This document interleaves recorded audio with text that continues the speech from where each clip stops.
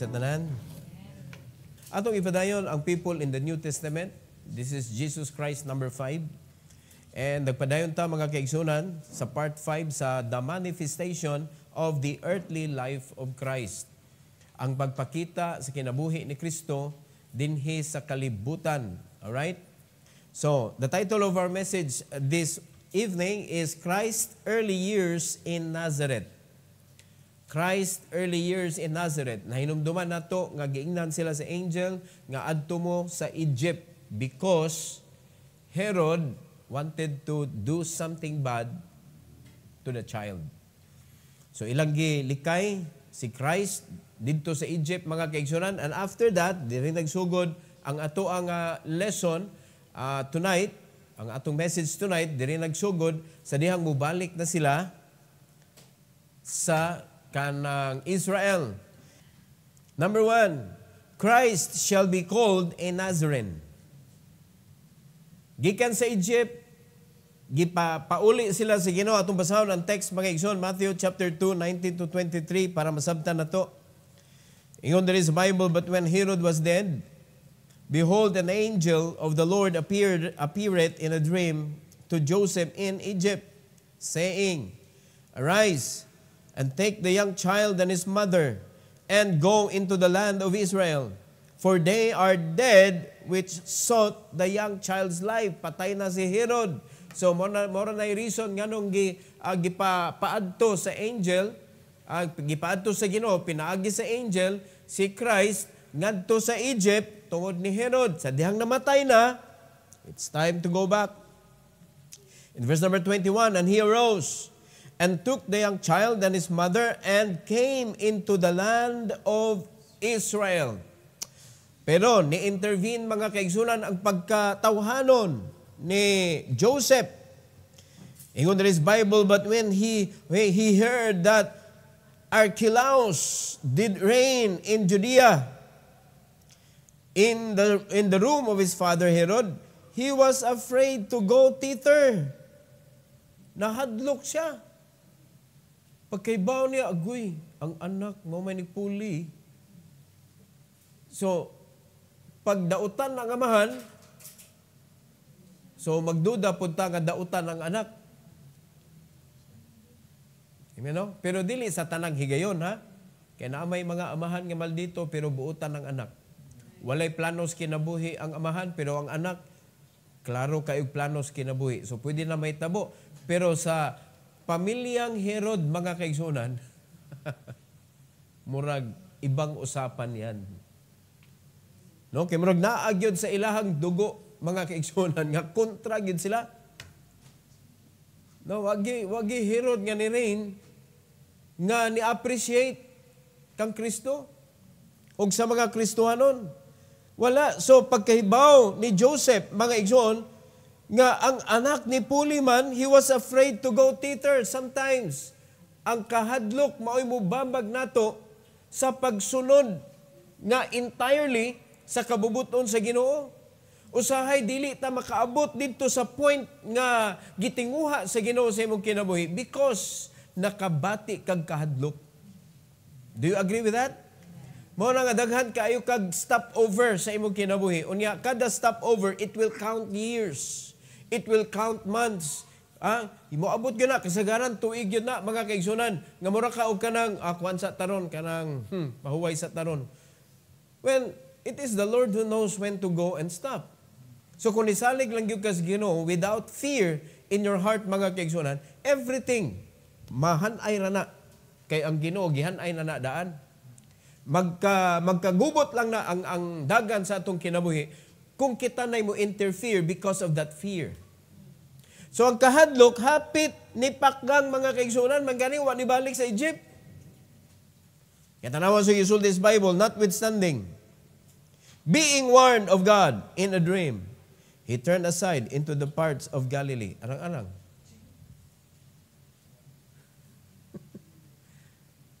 Bisan tuod na hadlok siya. At least, tuwarag yapon siya dito.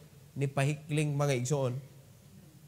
He turned aside into the part of Galilee. But, here's the good news. And he came and dwelt in a city called Nazareth. Sa may naaning Nazareth, diray, that it might be fulfilled which was spoken by the prophets, he shall be called a Nazarene.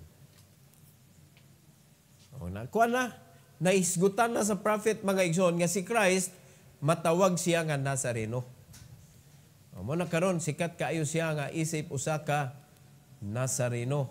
O mo'y gikuptan-kuptan og ayo sa mga religion ang Nazareno. No? Pero it's written in the Bible nga it was prophesied that he shall be called a Nazarene. So, kung imong sabton ang dagan sa kinabuhi ni Kristo, kani bata pa man siya ani. Bata pa siya, kanang di pa siya kalakaw, kuguson pa siya. So dili pa siya eventually makahimo sa iyang personal decision because karga-karga man siya sa iyang stepfather. So, in other words, mga kaigsunan, very important kaayo, parents, ayaw jug tuguti nga ang imong kasing-kasing mahulga ka sa kahadlok nga ang imong anak dili nimo mapuntarya ngadto sa Ginoo. And most of the time, parents are afraid of the future of their children. Unya, usa nga ilang giproblema, ang pagpaduol sa iyang anak ngadto sa Ginoo kay para sa kalibutan karon, ang kaning pagsimba, pagbasag Bible is a waste of time. Diha ang dako kayong sipyat. Kay nahadlok sila nga atong anak basig di nakapasar sa exam kay magsige na lang nagbasag Bible. Unya may tag Bible ang examon sa school. Mga kaigsunan, makapasar man kas sa school, hagbungon kas Ginoo ang imong kinabuhi ay kapusulanan. I'm telling you, mga kaigsunan, it is more important nga makapasarta diha sa mata sa Ginoo kaysa makapasarta anang mga exam aning kalibutana. Pero nindot kung pasaron nimong duha. Kay makita nato si Apostle Paul was a lawyer compared sa mga fishermen. Kinsa mas dakog agi? Are you listening? No. Mas dakog agi ang naay kinadman. Lawyer good. Mo na bintaha ba? Bintaha. Pero kung imo nang ibangga mga kaigsunan, earthly achievement o spiritual achievement, uy, kung mauna na magkompetensya sa imong kinabuhi, i-drop ng physical mga kaigsunan, kaning earthly. Amen? Kung dili nimo kaya nga duhaon ba? Pero I'm telling you again, mas maayog yung duha.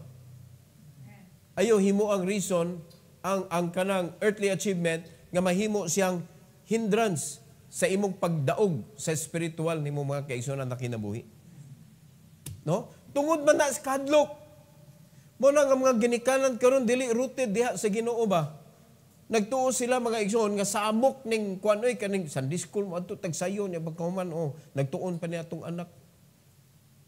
Taas kay oras sa simbahan ang uban gud mga whole day mo sa Domingo. Migay whole day, dili whole day and night. Apil pa ba ng gabi sa Domingo? Apil pa? O iya nas Ginoo gipangayo ng apil. Kung kano siya nagsugod ang oras nga nahimo siyang Domingo, hangtod sa katapusan sa oras nga Domingo na siya, that is the Lord's. Unya, mabuntag hapon lang, makurat na ang mga tao. Ha? Whole day mo? Oh, magpasalamat ka, wag i-apil ang gabi eh. Usay wala ba ang atong unang-una bitaw nara diri sa kalibutan? Unsa man nato ni nausik na atong oras, pero tanawa pagdili para iyas Ginoo, ang oras nimo, giwaldas-waldas nimo, wadyo ka nagunahuna nga nausik siya. Ana ta ka miserable sa mata sa Ginoo. Wa kita kasabot mga igsoon because of fear nga dili ta ma-accepted sa kalibutan.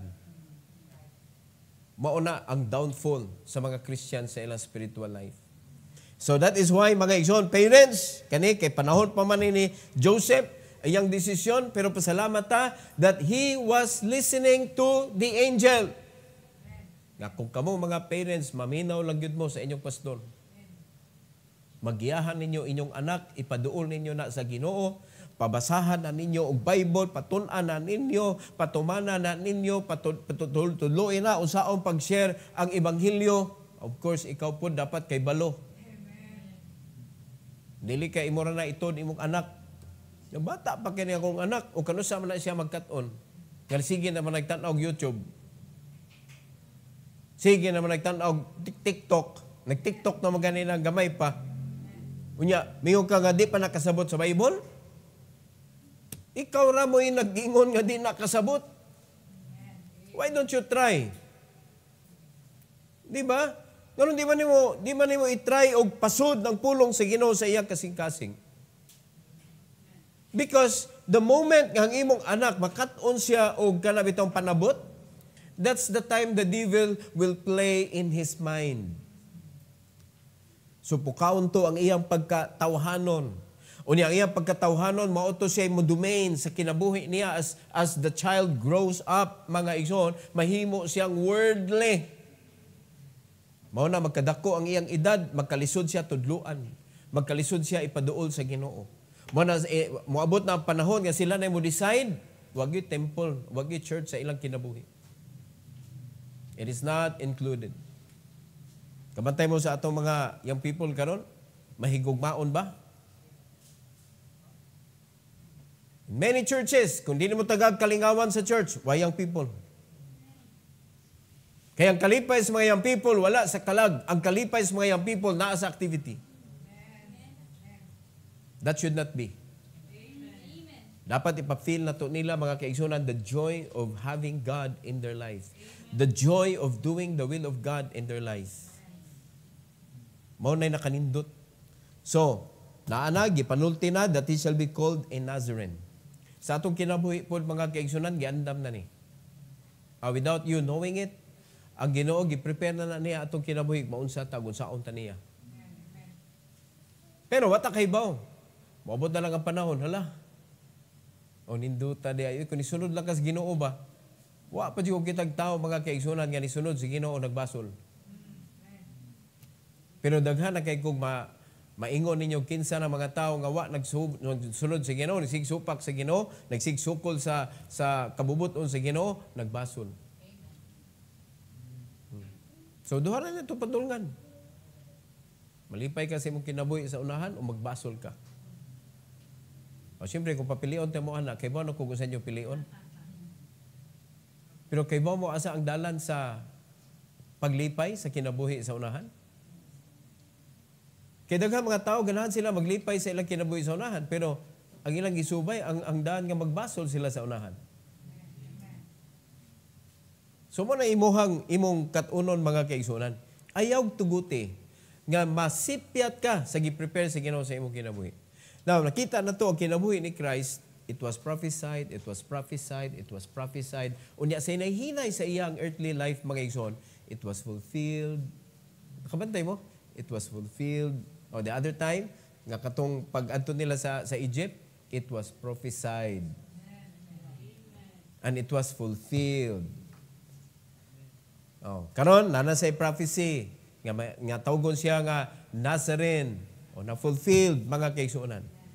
So Christ shall be called a Nazarene, fulfilled. Number 2. Nindot kani, Christ silent years. Kani balik sila sa Nazareth nga si Christ di pa ka mamulakaw.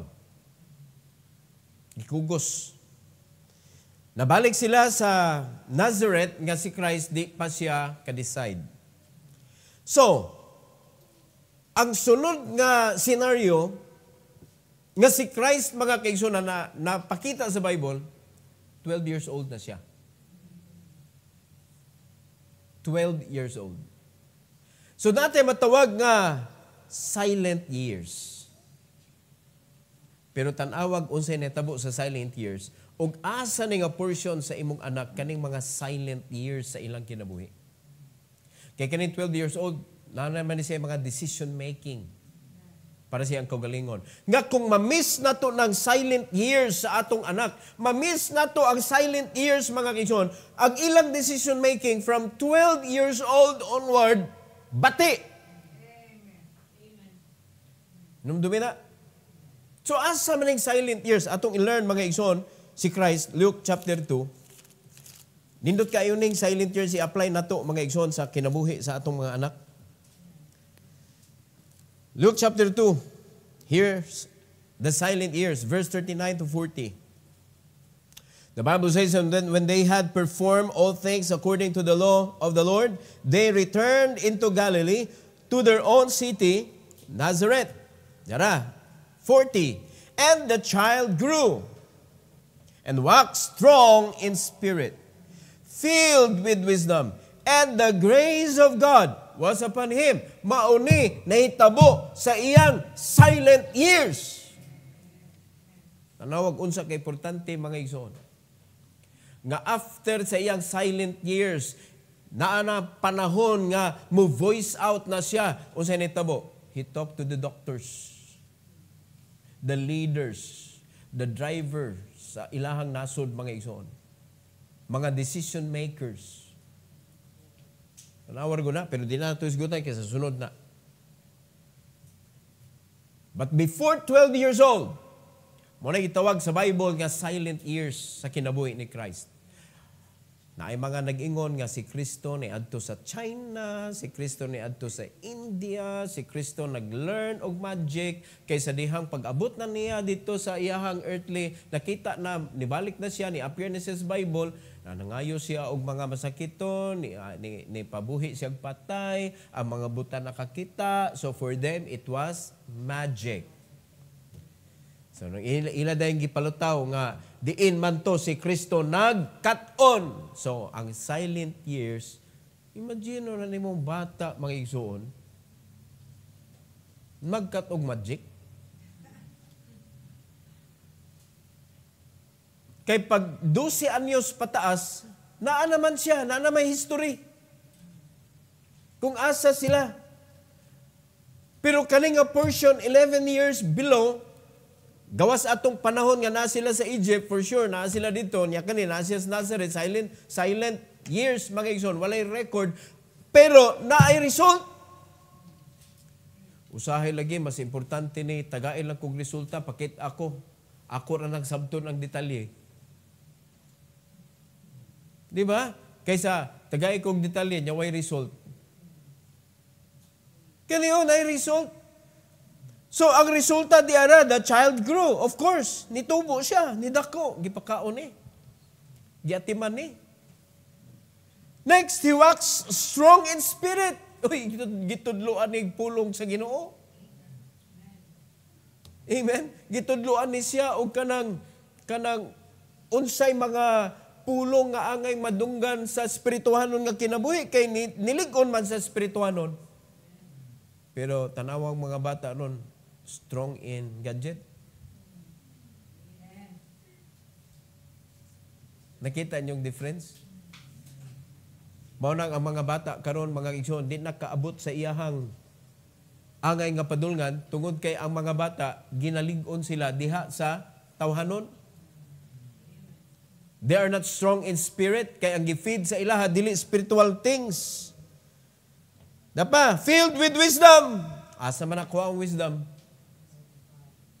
Mao na mga decision making, pag abot na sa 12, kanang naana siya kanang kahamtong sa pag-decide mga igsoon, nay wisdom. Pero tanawa, ang mga Kristohano nun mo, edad na og 30, 40, 50, wag ya po yung wisdom. Nakita ninyong problema, igsoon?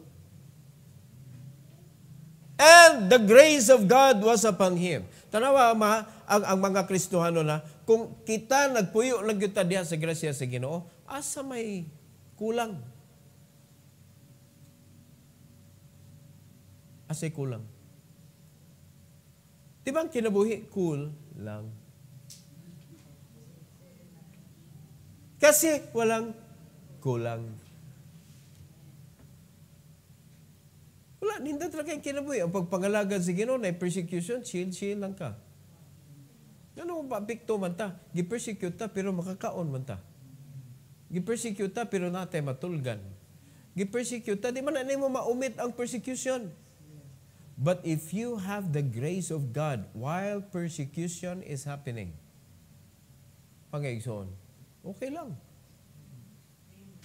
Kaysa ang tinubdan sa persecution, ikaw. Maunang gilutos ka tungod sa imong mga kasaypanan. Maunang gilutos ka tungod kay ang imong anak gagutom, ikaw sigig lakaw. Di ba? Nakita ang pamilya ninyo nga gatiwangwang mga igsoon ang kinabuhi. Nga naman, kay mura ba o kanang gipakita nimo nga sayop ang Bible nga kung mga lagad ta, magkalisod ta. Mao ba na gitudlo sa Bible? Nawa ang wisdom.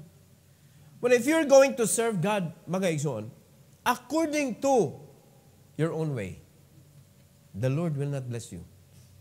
Muna mapasangin lang yun ang Ginoo.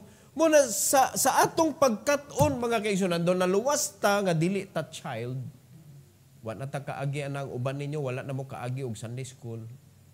No? Sunday school kids. Ako ko kaagi Sunday school children, mga naapil anang Sunday school children, mga igsoon. Wakoy Sunday school teacher nga mahinumduman.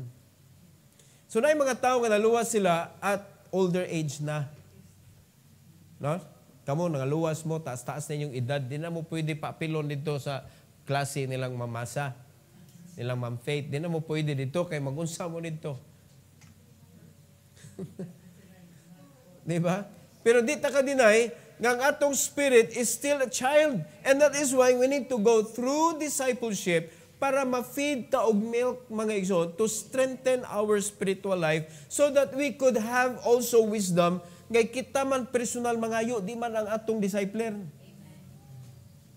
Ang gisulti sa Bible, if you need wisdom, you ask.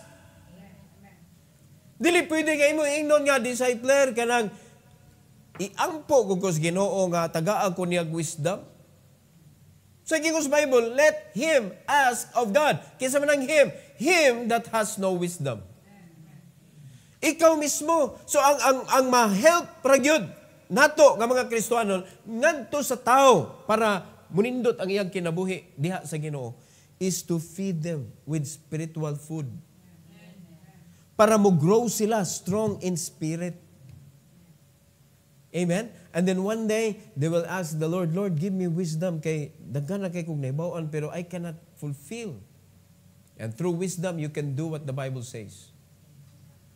So, pinaagi ana, mapuno ka sa grasya kay panalanginan magka. Every time you obey God, the Lord will bless you. Grasyahan ka sa Ginoo, mga kaigsuonan. So, mo ni may tabo sa Kristohanon. O karon, kung mahimo lang yun nato sa silent years sa atong mga bata. Ano, mga Sunday school teachers sa mga kids, nakita ninyong importance? No? Bisan na lang tagaan na tong chance mga igsoon nga dili lang 12, 15 lang. No? Sugod sa pagka ibutan na to 2 years old. Apil naman lang Sunday school. 2 years old to 15 years old. Molding. Taas na kayo na. Kung dili ta mapakyas ana mga igsoon nga ma-feed na to sila sa pulong sa Ginoo. Inig-abot sa panahon nga mubuhi na sila sa pulong mga kaigsuonan. Bisag kinsa pa nang maalamon nga tao, bisag kinsa pa nang mga educated nga mga tao, mangangha sa ilang wisdom. So, remember the silent ears of our children. That's the time that you are going to mold them. Mao na mga formative years. Mao na gitawag mga kaigsuonan, the development should be done in those years. No, naman tay gitawag ana sa atong pagpatubo sa lawas nun nga i-feed sila og mga full of nutrients nga mga food, dili junk foods. No? Kay kung bata pa puro junk foods, inikadako ana junk life. No? Unya ang kuan pa gyud ang mga information pa gyud nga gisod sa utok, mga junk knowledge. Food of the brain, junk tanan. Na may daghan ana. Mga false information. So mo ay na-feed ini mo sa imong anak para lang ka ma-free ba to do something.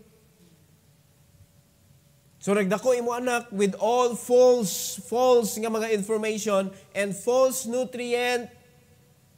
Kaya nakita nimo sa packaging, vegetable. Tanan mo sa ingredient, nindot ni kay vegetable oil pagka. Wa gyud ignorante gyud kay ka. Vegetable oil mo na pinakakuyaw. Amen. Abi kay naay vegetable, okay na ka. Kini kay vegetable ni. Dili tanang vegetable, okay mga igsoon, giluto sa aluminum, okay pa na. So without knowledge, we can never know how to make things in order and make things right. That in the future, mo harvest ta og victory. O, daghang mga bata diri. Ayog i-miss ilang silent years. Nganong gitawag man silent years? They cannot decide by their own. Mo bitaw mga parents hilom anak kay bata pa ka, di pa ka-decide. Silent years na nila. Ngasabot na mo? Si Bato ba mo decide sa inyong balay, Brad? Parents, mangutana ba mo? Brother Mike, may baka ada unsa may gusto nimong metabos tong kinabuhi nga dawa. Di ba silent na sila? Hantod kanusa, ang bata di siya ka-decide. Kay kung magdako na, ato naman silang paambagon. Anak, unsa may imuhang una-una.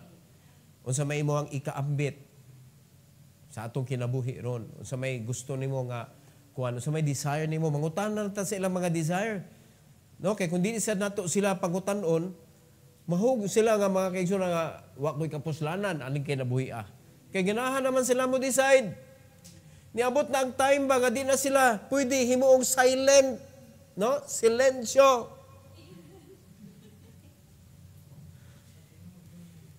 Dili sa tanang higayon nga imong pahilumon imong anak.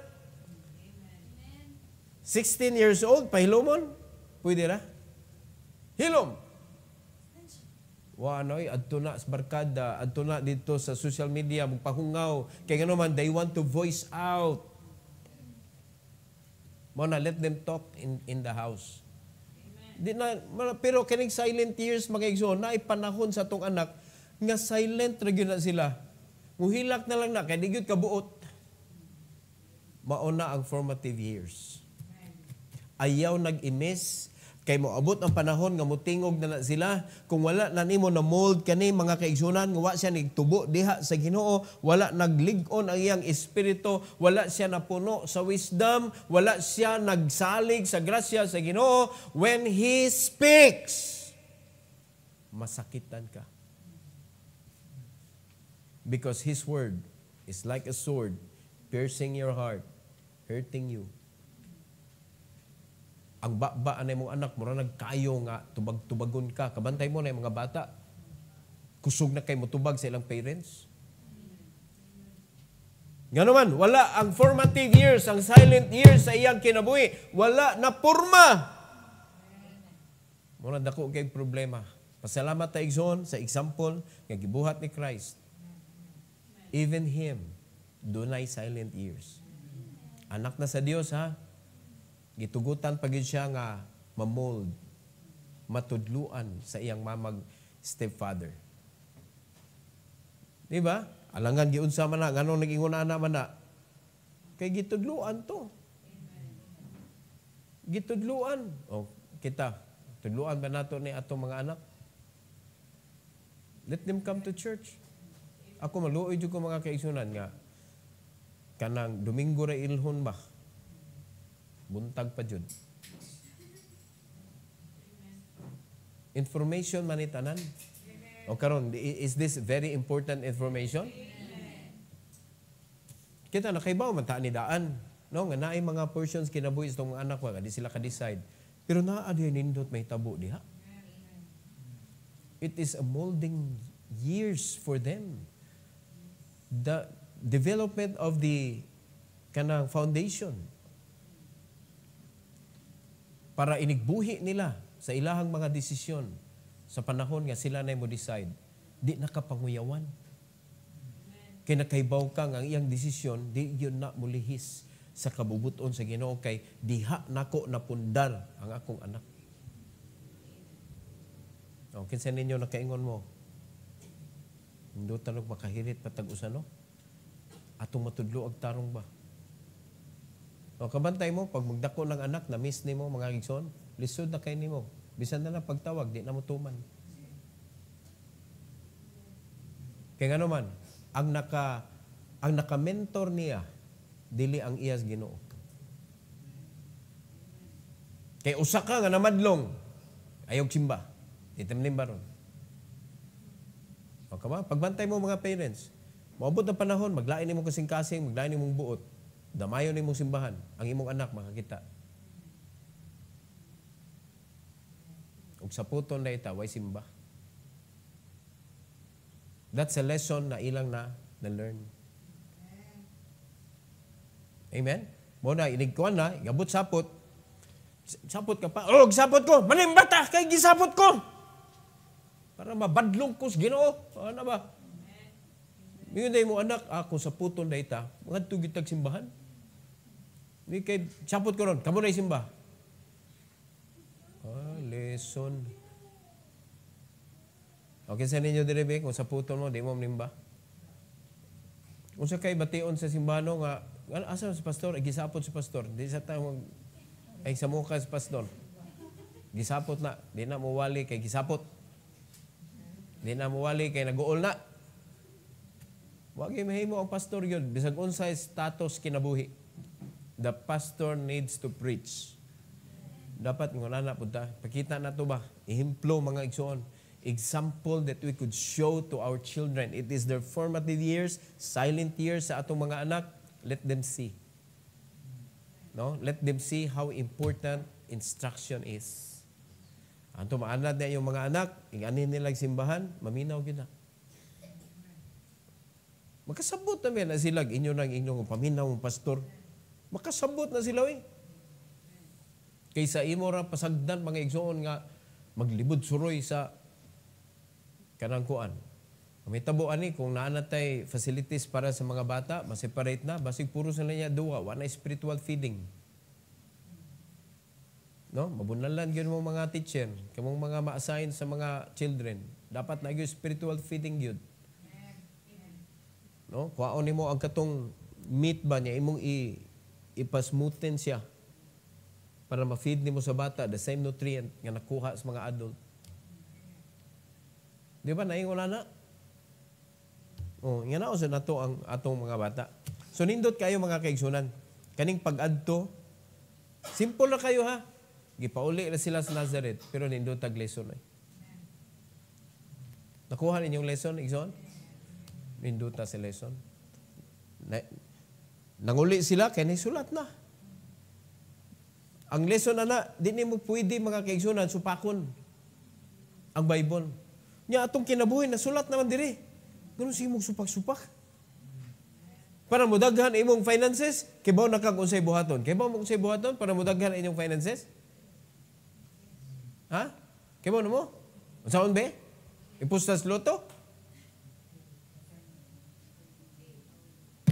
Ayaw paltahi, ayaw likayi ang tanan nga klaseng giving nga gitudlo sa Bible.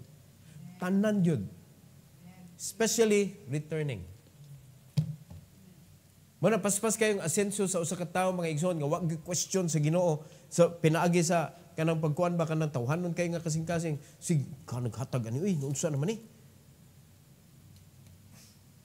Kaya nagay mga Kristiyano maingon kanang among simbahan pero ka daghanang giving nambot na lang. Kaysa may ganahan na ng unbeliever maingon nga ganahan kong simba ng inyo kay daghang giving. Pero mayon sila nga ganun dinto ta na ba sa imong kinabuhi ron sa may gibuhat nimo ay tungod sa imong simbahan kay pagkadaghan ng giving. Kay baw ka kada giving panalangin na ihatag sa Ginoo nimo. Sawa pa ko naluwas, sawa pa ko naapil anang simbahan namo ron, abi nako ning giving mawad-an tag kwarta. No, di ba nagsulwining na ka? Pero sa diyang gidawat nako ang Ginoo, nahimo nako niyang anak, na qualified ko.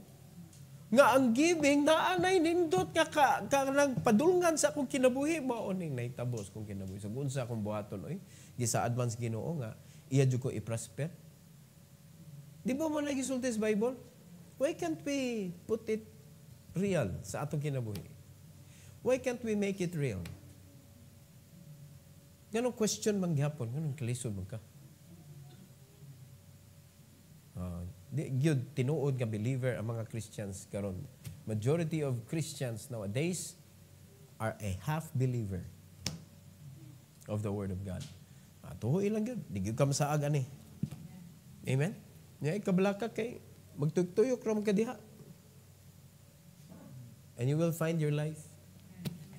And spend time with your children. Labi na gagmay pa, kanay lang mga silent years. Maabot na, mga young people na inyong anak, di na nimo mapasilent. They will talk. Kung imo nang pahilomon sa inyong balay, they will find outlets.